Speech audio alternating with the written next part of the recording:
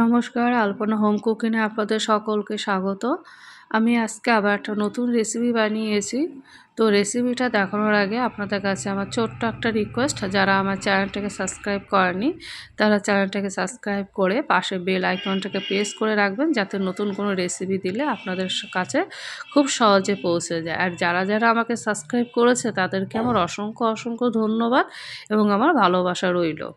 তবে রেসিপিটি বানানোর জন্য সবার প্রথমে একটা কড়াই গরম করে নিয়েছি, আর তাতে আমি 1 টেবিল থেকে একটু বেশি রান্নার তেল দিয়ে হাফ চামচ মতো গোটা জিরে ফোড়ন দিয়ে দিলাম।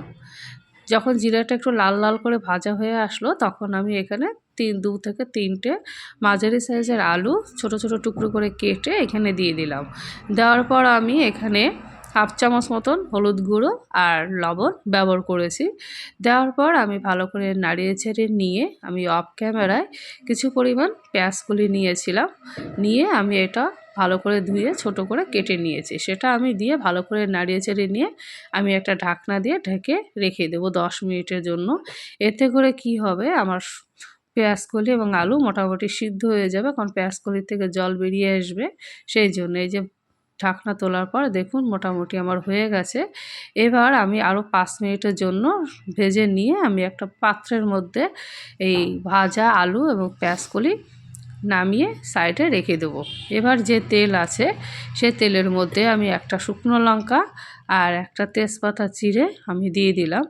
দেওয়ার পর আমি কাপে করে তেল নিয়েছিলাম, সে তেল আছে একটু, সেটা আমি এর মধ্যে দিয়ে দিলাম। দিয়ে আমি একটা মাঝারি সাইজের পেঁয়াজ কুচি করে কেটে এর মধ্যে দিয়ে লাল লাল করে ভেজে নিয়ে নেব। তো লাল লাল করে ভাজা হয়ে আসলে তখন আমি অফ ক্যামেরায় আদা রসুন পেস্ট করে নিয়েছিলাম, সেটা আমি এখানে 2 টেবিল চামচ মতন ব্যবহার করেছি। এটা দেওয়ার পর সামান্য পরিমাণ জল দিয়ে দিলাম, যাতে মশলাটা কষানোর সময় কড়াইতে যাতে না লেগে যায়।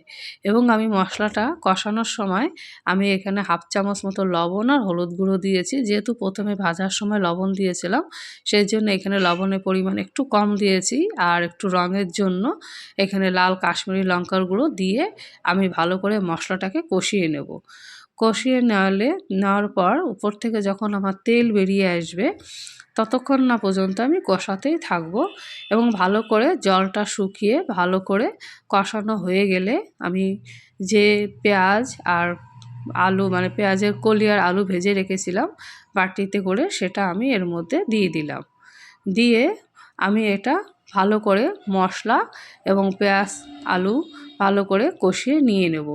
এটা আরও একটু ভালো করে কষানোর জন্য আমি 5 মিনিটের জন্য একটা ঢাকনা দিয়ে ঢেকে রেখেছিলাম।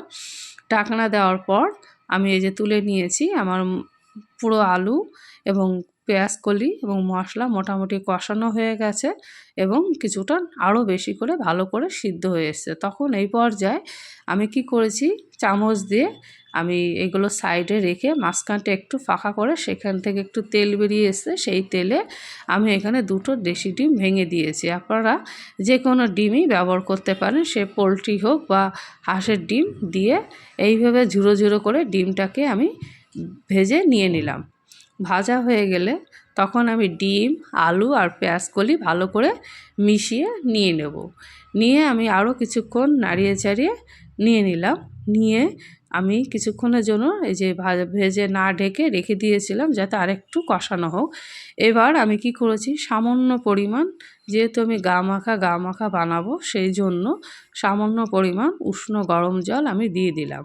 আর টেস্টের জন্য আমি আরও উপর থেকে ধনেপাতা ছড়িয়ে দিয়েছি। দেওয়ার পর আমি এটা একটু ঝোল শুকিয়ে নিয়ে আমি একটা পাত্রের মধ্যে নামিয়ে নেব। তো বন্ধুরা, কেমন হয়েছে আমার এটা রেসিপিটা আমাকে কমেন্ট করে জানাবেন এবং প্রত্যেকে সুস্থ ভালো থাকবেন। নমস্কার।